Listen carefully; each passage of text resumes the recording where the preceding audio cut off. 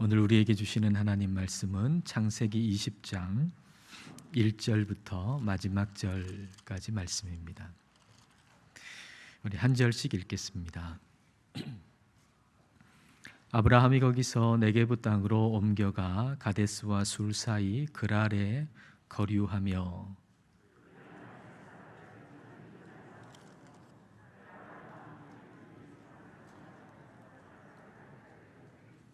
그 밤에 하나님이 아비멜렉에게 현몽하시고 그에게 이르시되 내가 데려간 이 여인으로 말미암아 내가 죽으리니 그는 남편이 있는 여자임이라.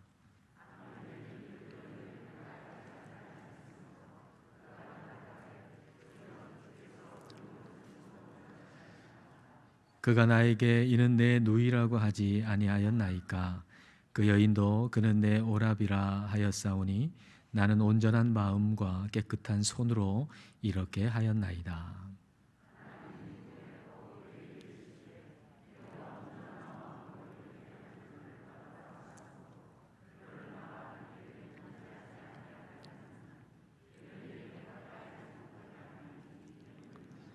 이제 그 사람의 아내를 돌려보내라. 그는 선지자라. 그가 너를 위하여 기도하리니 내가 살려니와 내가 돌려보내지 아니하면 너와 내게 속한 자가 다 반드시 죽을 줄 알지니라.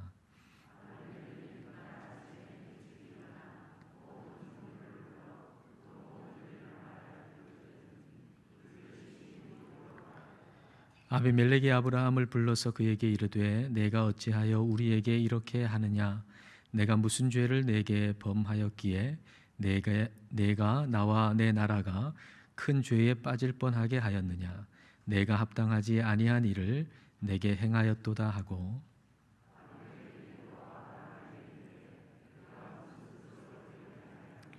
아브라함이 이르되 이곳에서는 하나님을 두려워함이 없으니 내 아내로 말미암아 사람들이 나를 죽일까 생각하였으며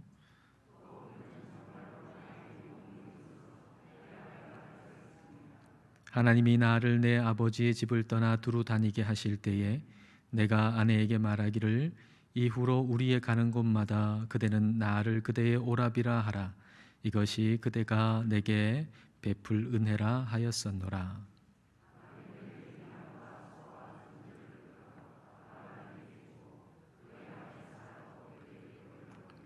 아브라함에게 이르되 내 땅이 내 앞에 있으니 내가 보기에 좋은 대로 거주하라 하고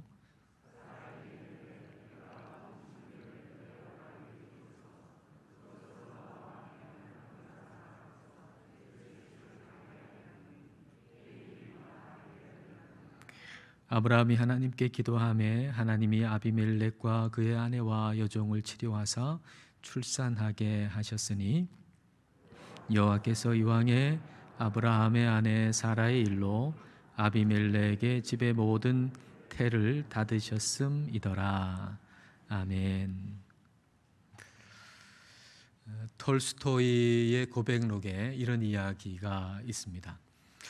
어떤 사람이 톨스토이에게 자기가 어떻게 신앙을 버리게 되었는가라는 이야기를 한 것인데요.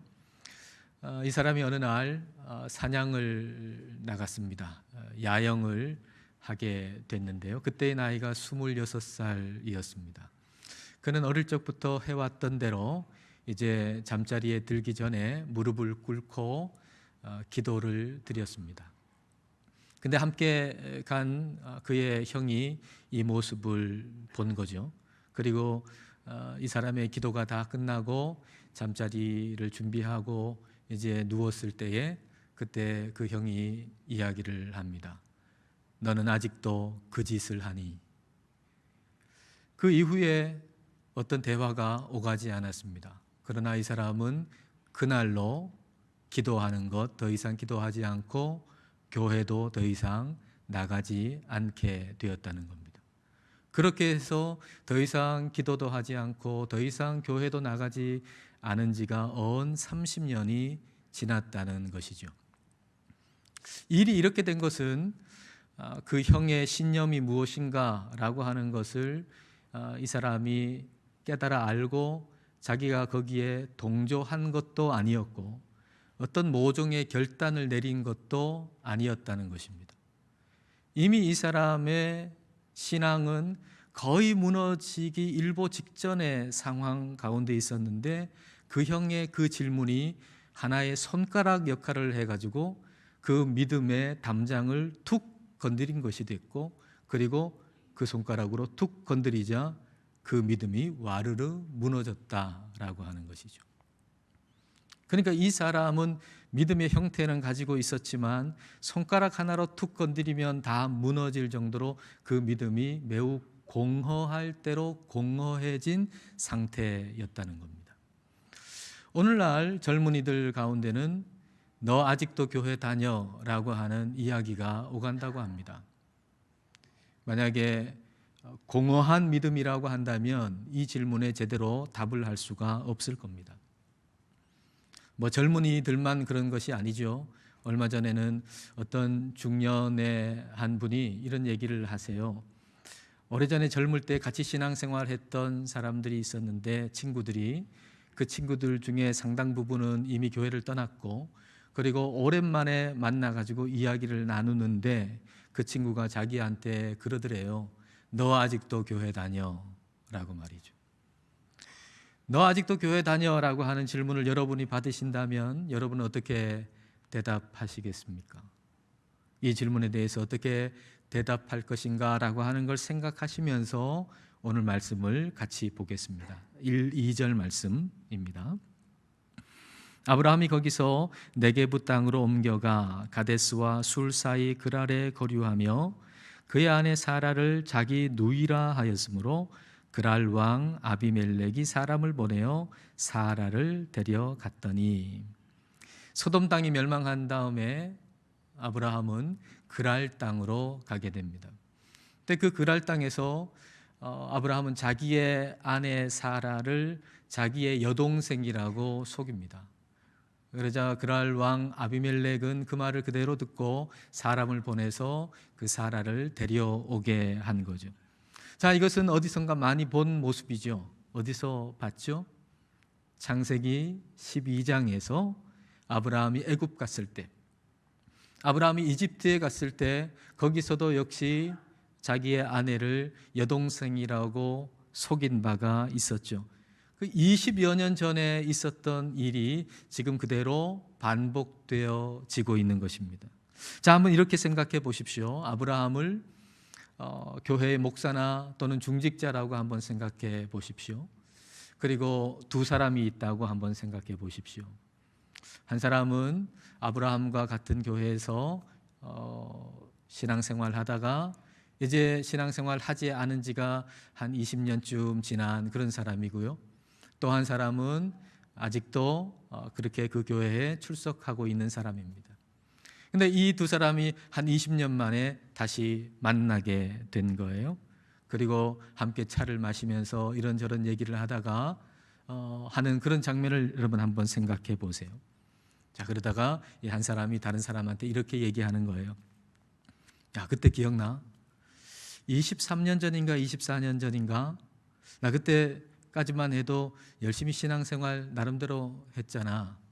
근데 그때 말이야, 23년 전인지 24년 전인지 그때 아브라함이 글쎄 그 이집트에 뭐 여행을 갔다가 거기서 자기 아내를 자기 여동생이라고 속인 그런 일이 있었잖아. 교회 망신 다 시켰지 아브라함이. 그때 나 아브라함한테 엄청 상처받았어. 아브라함 꽤 괜찮은 사람인 줄 알았더니만 그런 짓을 하니 나 너무 상처받아가지고 그때부터 교회 끊었잖아. 그때부터 교회 안 나가. 근데 이번에도 그랬다며. 그랄인가 하는 곳에 아브라함이 가가지고 거기서 또 자기 아내를 여동생이라고 얘기하고 속였다면서 신문에 대문짝하게 났던데. 야, 근데 너 그런 사실을 알고도 아직도 교회 다녀? 그런 모습을 한번 여러분 생각해 보세요. 우리는 어떤 이의 흠을 하나 발견하면 그 흠을 파고드는 경향이 있습니다. 우리는 말이죠. 저와 여러분은 어떤 사람의 흠을 하나 발견하면 그 흠을 파고 들어가는 경향이 있습니다. 그리고 버려서는 안 될 것까지 버리는 것이죠. 아기를 목욕통에 넣고 목욕을 시켰는데 목욕물이 더러워졌는데 목욕물을 버리면서 같이 아기까지 버리는 겁니다. 그러면 되겠습니까? 아니, 목욕물에 아기를 지금 목욕시키고 있는데 목욕물이 더러워졌다고 아기까지 왜 버립니까? 절대 그런 일은 없어야지요. 여러분 한번 생각해 보세요. 잘 생각해 보세요. 아브라함에게 흠을 하나 발견했다면 이상한 점이 있다고 생각되지 않습니까? 아브라함에게 오늘 본문에서 우리는 흠을 발견했는데 그렇다면 좀 이상한 점이 있지 않나요? 이상한 점에 대한 질문을 우리가 던져야 할 것입니다. 그것은 아브라함이 자신의 목숨을 살리고자 자기의 아내를 자기의 여동생이라고 얘기할 정도로 겁이 많은 사람이라면 어떻게 해서 자기의 고향과 친척을 떠날 그 용기는 어떻게 생겼는가라고 우리는 질문해야 될 겁니다. 아브라함이 자기만 생각해서 그 아내를 위험한 곳에 보낼 정도로 정말 비겁한 남자라면, 비겁한 남편이라면, 아니 남편이 돼가지고 어떻게 그래요? 그런 사람이라면 어떻게 조카 롯에게 땅을 먼저 선택하라고, 네가 보기에 좋은, 네가 좋은 거 먼저 선택하라고 그렇게 베풀 수 있는 아량은 도대체 어디서 생긴 것이며 롯을 위해서 기도하는 그 믿음은 어디서 생긴 것인가 라는 질문을 우리는 던져야 할 겁니다. 이걸 우리가 가만히 생각해 보면 결론에 도달하게 되는데요. 그 결론은 이거죠. 저 인간이 저렇게 훌륭한 일을 할 수 있었던 것은 하나님이 그렇게 하게 하신 것이다. 저 사람이 순종한 것도, 아량을 베푼 것도, 그리고 겸손했던 그 순간도 다 하나님이 그렇게 하게 하셔서 할 수 있었던 것이다 라는 결론에 도달하게 되는 거예요. 이렇게 우리는 시선을 아브라함이 아닌 하나님께 돌려야 합니다. 우리가 공동체 안에서 누군가의 흠을 발견하게 될 때 우리는 그 약점을 파고 들어갈 것이 아니라 그 약점 투성이인 그 사람을 대하시는 하나님이 어떤 분이신가 라고 하는 걸 생각하면서 하나님께 시선을 돌려야 한다는 것입니다. 자, 그렇게 우리가 하나님께 시선을 돌리면서 3절과 4절을 보겠습니다. 그 밤에 하나님이 아비멜렉에게 현몽하시고 그에게 이르시되 내가 데려간 이 여인으로 말미암아 내가 죽으리니 그는 남편이 있는 여자임이라. 아비멜렉이 그 여인을 가까이 하지 아니하였으므로 그가 대답하되 주여 주께서 의로운 백성도 멸하시나이까. 아비멜렉의 꿈에 하나님이 나타나셨습니다. 아비멜렉은 잘못한 거 없습니다.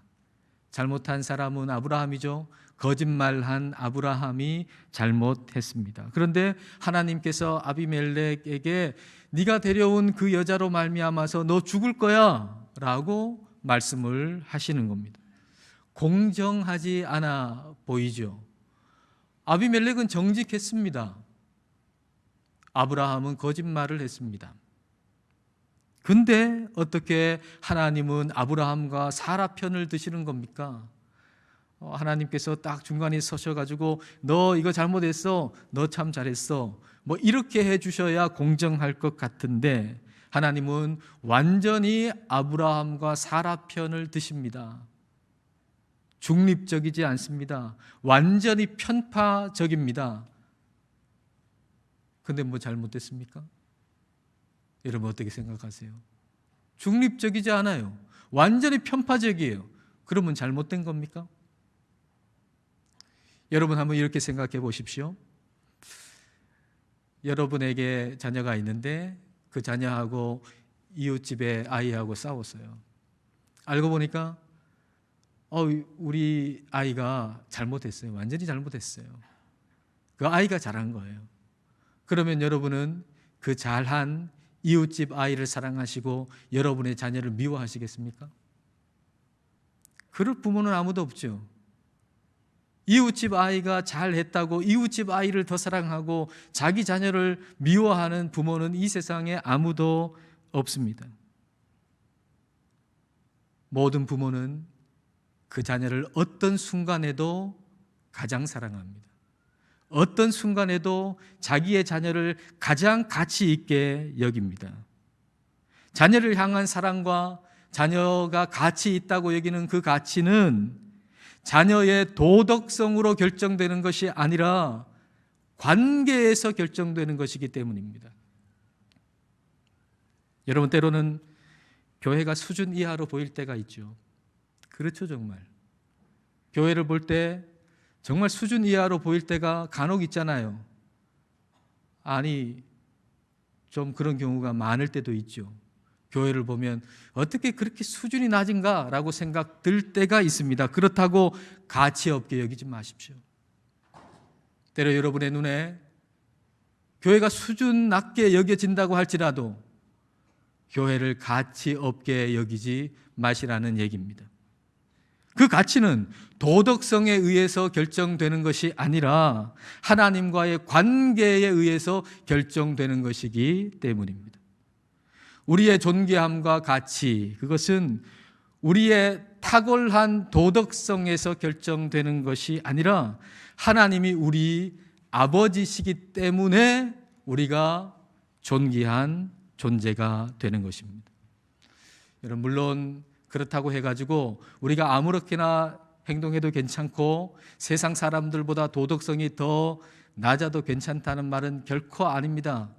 그런 말로 오해하시면 안 됩니다.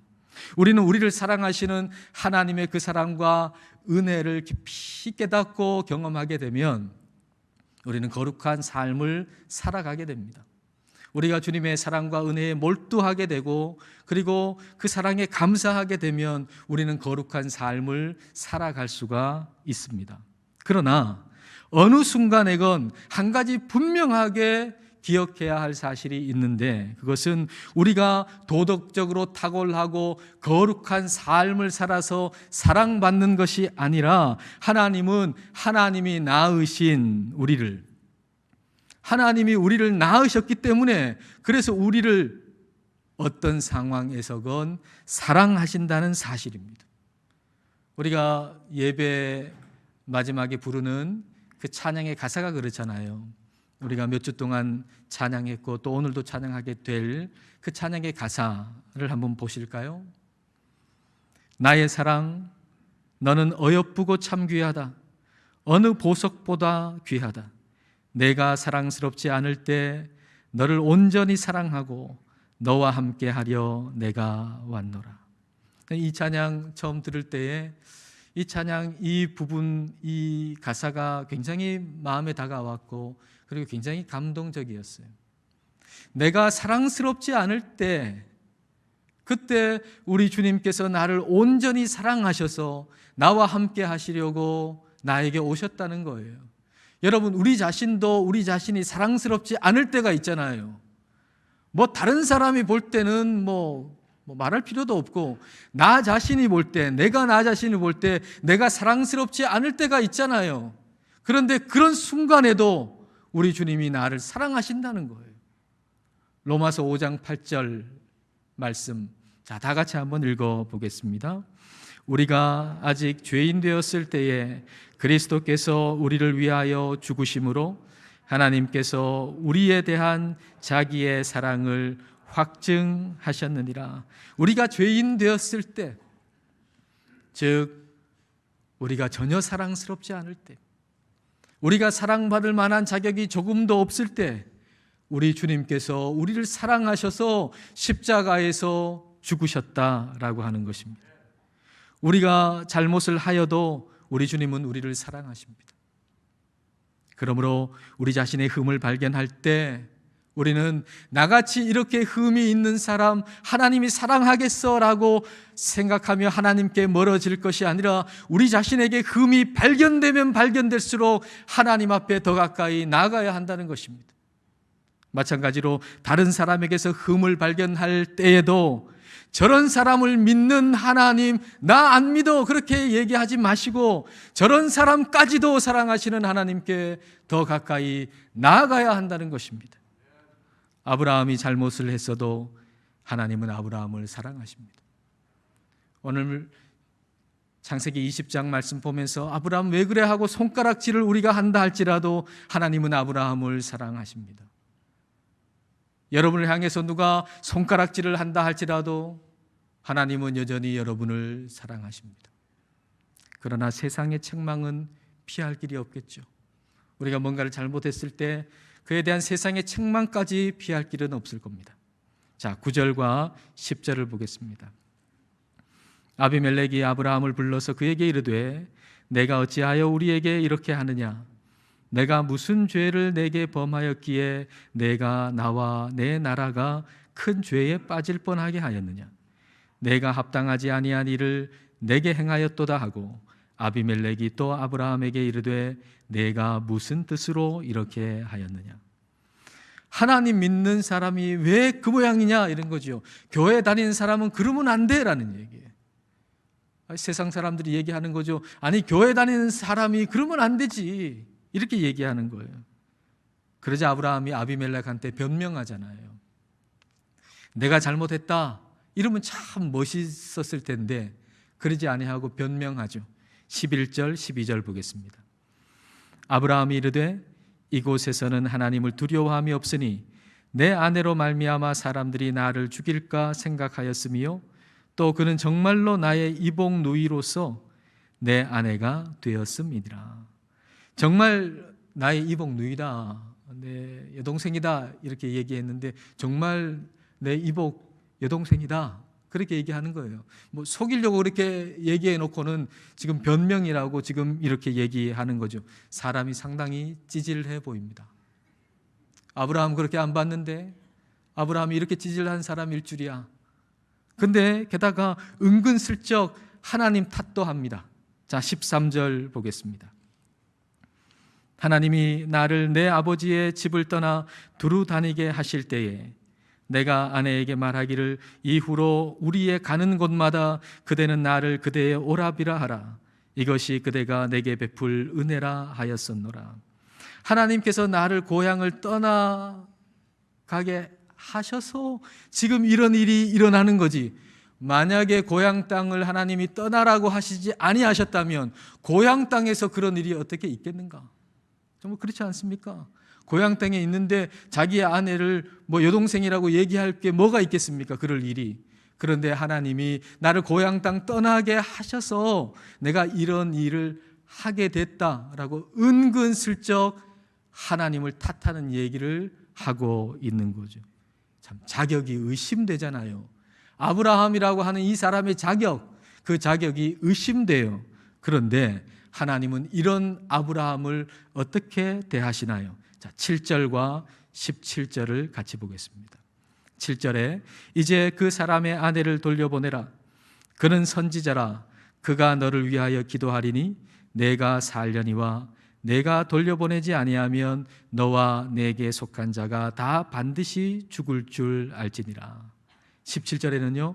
아브라함이 하나님께 기도하매 하나님이 아비멜렉과 그의 아내와 여종을 치료하사 출산하게 하셨으니 하나님이 아브라함을 선지자라고 얘기하시잖아요. 너 하는 모양 보니까 너 선지자 자격 없어. 너 선지자 이제 박탈이야. 그렇게 얘기하시지 아니하시고 여전히 아브라함을 선지자라고 우리 하나님은 인정해 주셨다는 것입니다. 하나님은 아브라함을 여전히 존귀히 여기시고 아브라함의 기도를 통해서 회복하시고 일하시고 역사하셨다는 얘기입니다. 하나님은 아브라함이 잘하면 높이고 잘못하면 낮추는 분이 아닙니다. 하나님은 아브라함의 잘잘못에 관계없이 아브라함을 존귀히 여기시고 아브라함을 사랑하시는 분이 우리 하나님이십니다. 하나님은 우리를 사랑하십니다.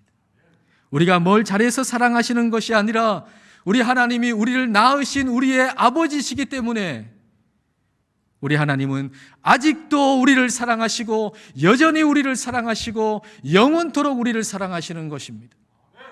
마귀가 여러분을 가리키면서 하나님께, 하나님, 저 인간 아직도 사랑하십니까? 하나님, 저 인간 하는 꼴을 보십시오.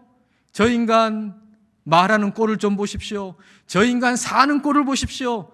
하나님, 아직도 저 사람 사랑하십니까?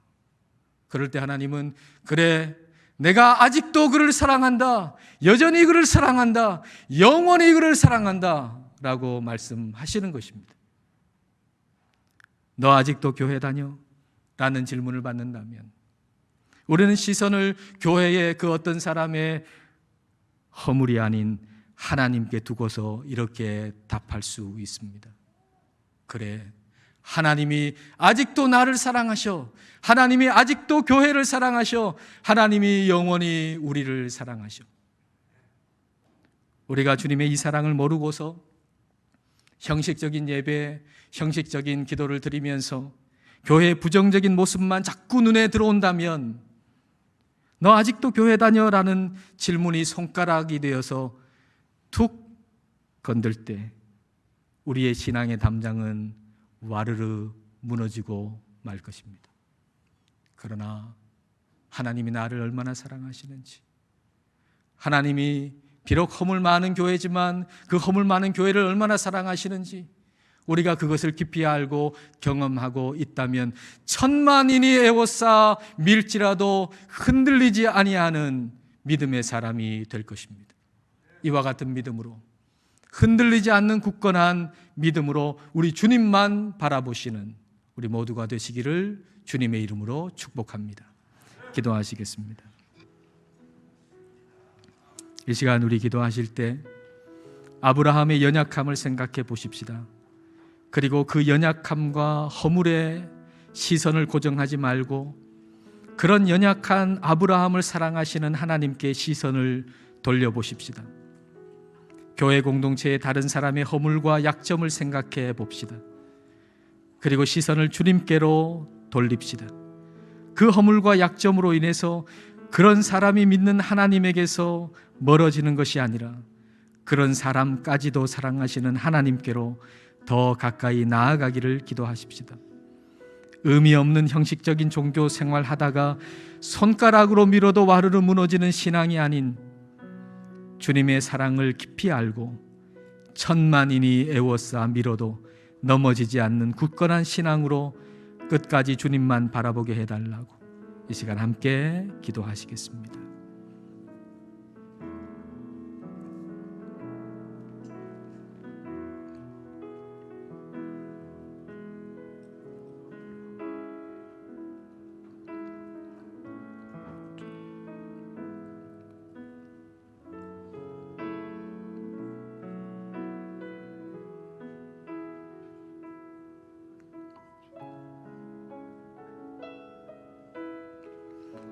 온 우주를 창조하신 창조주 하나님 아버지, 아들까지 아끼지 아니하시고 우리에게 보내주신 은혜와 사랑을 감사드립니다. 주님의 조건 없고 한결같은 사랑으로 인해서 교회는 존귀하고 가치 있게 되었습니다. 그럼에도 불구하고 저희들은 주님의 그 한없는 사랑보다는 사람의 허물에 집착하곤 합니다. 그리하여 저 사람이 믿는 하나님을 믿을 수 없다고 생각하며 교회를 떠날 궁리도 합니다. 성령님, 저희의 시선을 사람의 허물이 아닌 하나님께로 돌릴 수 있게 도와주옵소서. 그리하여 저런 사람이 믿는 하나님이기에 하나님을 멀리하는 것이 아니라 저런 사람도 사랑하시는 하나님께 더 가까이 나아갈 수 있게 하여 주옵소서. 교회에 대한 부정적인 말 한마디에 무너지는 허술한 신앙이 아니라 주님의 사랑을 깊이 알고 경험함으로 천만인이 애워싸 밀어도 무너지지 않는 굳건한 신앙인이 되게 하옵소서. 예수님 이름으로 기도드립니다. 아멘.